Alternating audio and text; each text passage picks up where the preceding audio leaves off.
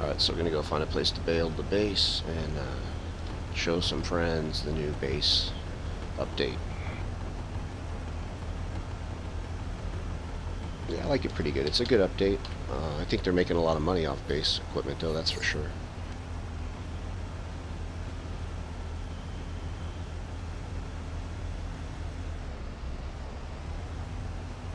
And the reason I go out here, I'm just building a base, so I want to be on HOSSIN. This map is pretty fresh, so it's not going to get capped right away. I'm not sure why, but everybody seems to be spawning here. Alright, there's the map glitch I keep getting. It's something that happened after the last update. Actually, a couple updates ago.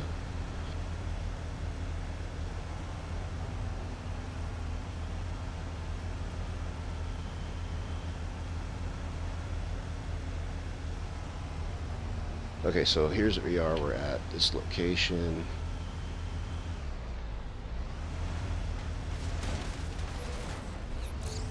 I love it. So this is an unscripted video, obviously. So the reason I don't really care about that is, you know, whatever. I'm right near base. I can just pull another one. But I'll build right here. There's a lot of ore deposits. HOSSIN's quiet. Good place to test your build strategy. This one has auto repair, so it'll fix itself. The last thing I want to do is get out. There's a lot of infiltrators that like to, you know, hunt base builders, go in their base, especially. Okay, so here's the area I'm going to build in, and it's on the hill. And I build down there. I'll put the hive, put the silo up here. I don't like my silo and my hive to be anywhere near each other. If I can keep them apart, that's a key. And I don't like my hive in the middle of my base. If you blow up the hive, you lose 2,500. Or if you do put the hive in the middle of your base, you're going to lose a lot more than 2,500. You're going to lose pretty much everything you put down. So when we come back to this video in 2 seconds, I'm going to go ahead and gather the ore, put the silo down. It'll be full, and then I'm going to build out my base. Another thing is I changed my mind on the location of the silo. I figured I'll put the hive up behind the tree over there, the silo over here. I'm going to see if the tree might help block some of the blast effect or anything at all. I'm not sure if the game will register. Anyway. You do get pretty good experience in certs. You can unlock most of the structures with just certs. It'll take you a while, but with the XP that they give you for doing this is pretty generous. And the bottom XP in the corner, you'll notice it's like you can see the bonuses, and that can be up to 45-50%, and all of a sudden you're getting 250 for refining, and that's huge. I mean, it's definitely worth mining. If you don't like to do this because it's boring, I completely understand. This gets real boring after a while. Like if you do it, you know, constantly for a week or so grinding, you get tired of base building. Some people get tired of it after like 1 or 2 bases. But it's pretty effective for building skills, getting kills, and then changing the outcome of alerts. So I think it's a necessary skill. If more people did it during some of the alerts that we've had close calls on, you would have more wins for sure.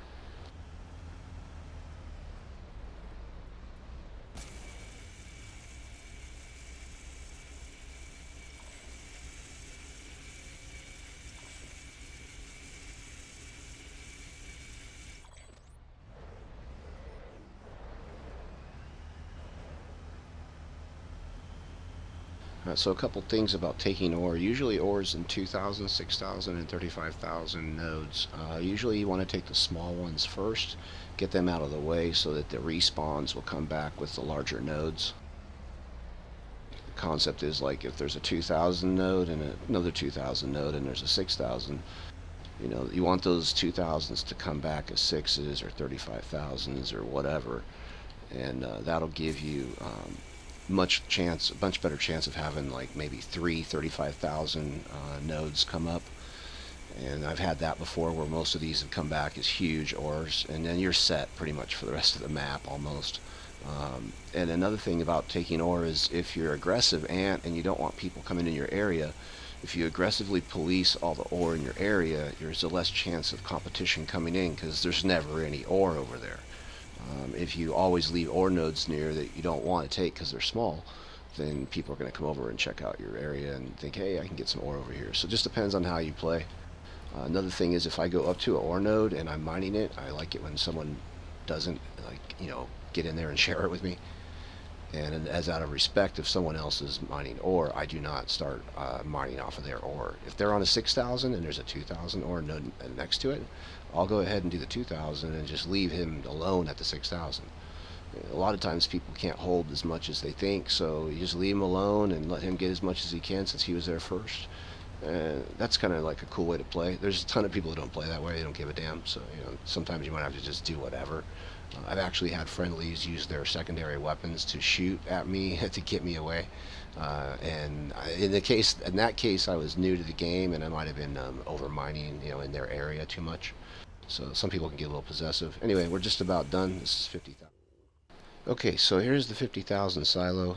No one's blown it up yet, and at this point, you can build freely. If you shouldn't need your ant anymore, so if it times out, it's no big deal.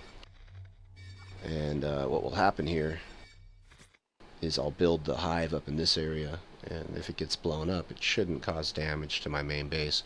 I'm going to be kind of crazy and build like out in the water, put the base out where it's aggressive. If you wanted to be careful, you would build it up on the ridge and then put the hive down there. So the hive would be the main thing people would take.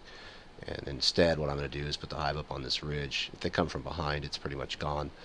But anyway, so another thing I wanted to mention is directives now make the ant extremely good at generating certs.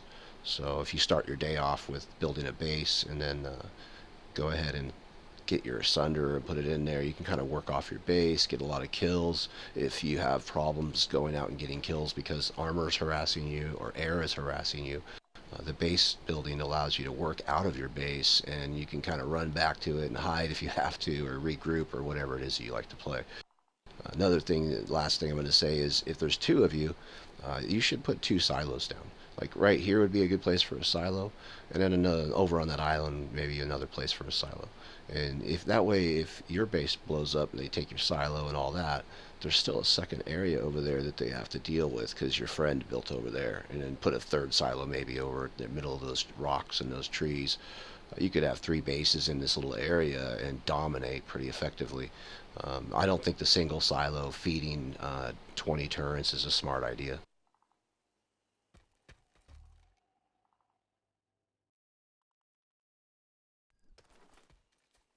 They always start with anti-vehicle because your biggest problem here is anti-vehicle showing up. It's going to make your life a living hell. And you can also jump in an anti-vehicle turret yourself and control it to blow up low-flying aircraft and armor and infantry. So for me, my first deal is the turret, and the anti-armor turret is always out front, spearheading the attack. Usually takes the most damage, but that's the first turret. I will jump in that before I'll fight somebody, on the ground. There's no reason to fight somebody when you have a turret in your base.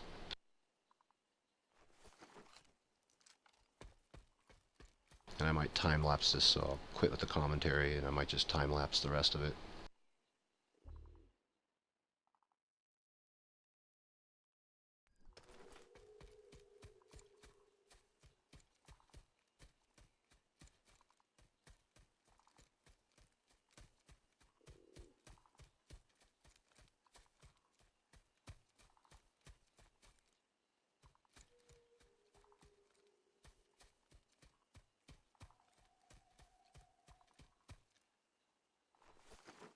It's a good place for me. It works a little bit as a barrier, so they have to shoot the tower. They'll be coming from that direction more than likely. And then behind the silo, I always put anti-infantry.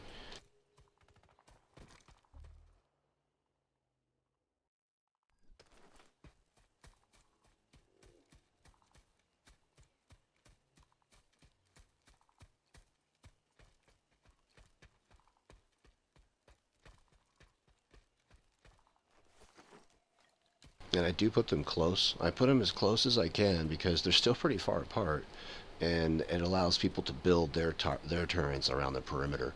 I want my core 3 turrets to be as close as possible, and then I'm going to put an AI module there, and then we'll put one behind the anti-infantry, and then see if we can get some double coverage.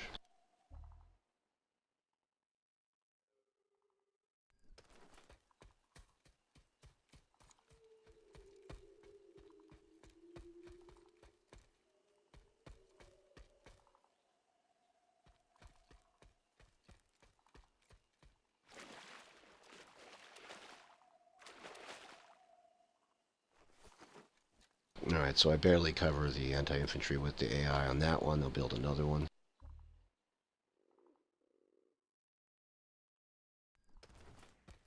Usually what happens is infantry will come in and take out your modules, so I want the anti-infantry turret to be doubled up. And if I can, I'd like to catch both the armor and anti-infantry, or at least if I can double up on 2 turrets, that's ideal.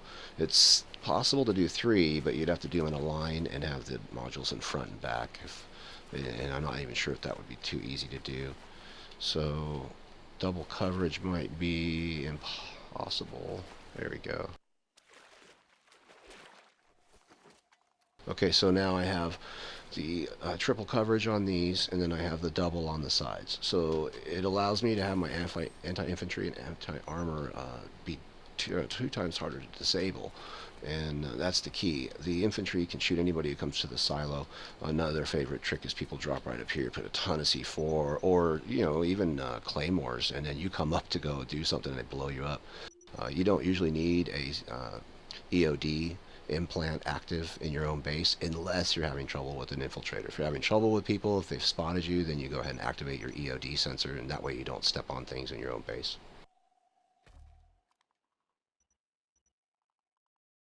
So another thing you might do right away is get the decon tool. If you're not used to building bases, just do this right away. It's not a big deal, but you don't have it by default. So now I have the decon tool. It's different than the repair tool, of course.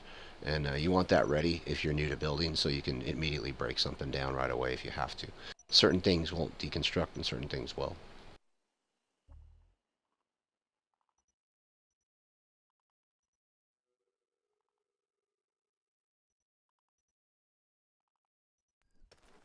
Now, I wouldn't necessarily do cover here on HOSSIN. It's so quiet, but it is important. You want to get your cover up. You don't want to leave your... right now we're pretty vulnerable to anything from range, so you want that cover to be a distraction.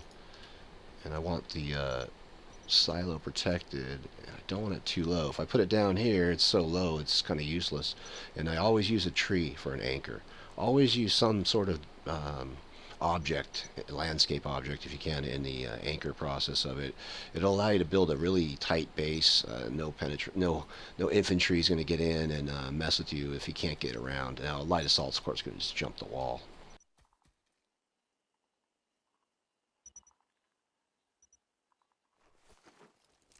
And I always try to make like one angle very difficult. So if they're coming in, see, they might be coming from north, east, west, south. I mean, not south, but north, east, and west. That is, and then these trees act as direct obstacles. So just by building the wall, the tower, those 3 trees, the silo is pretty protected from a long-range shot for the most part. And then this guy, I'll put a wall connected right off of here, a low wall that'll go straight across.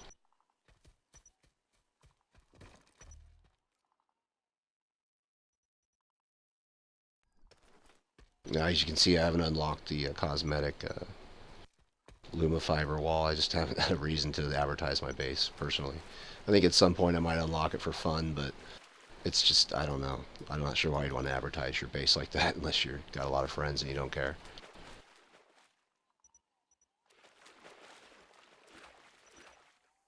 Yeah, I kind of have the walls down. I ended up with the gap, which is too bad, but you can put claymores here. It's a good opportunity. A mine if you're having max issues. The mine there, and mines detonate with maxes.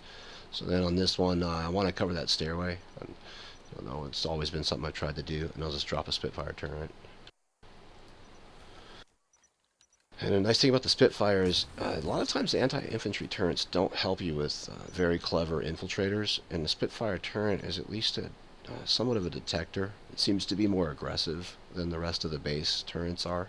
So I give the Spitfire definitely an A+ for assistance and infiltrators that could be messing with you. Strongly recommend getting that if you're going to build bases, because I can't tell you how many times that thing has helped me detect people in my base. Especially if you can get 2 or 3 going, man, that just is excellent anti-infiltrator, anti-stalker problems.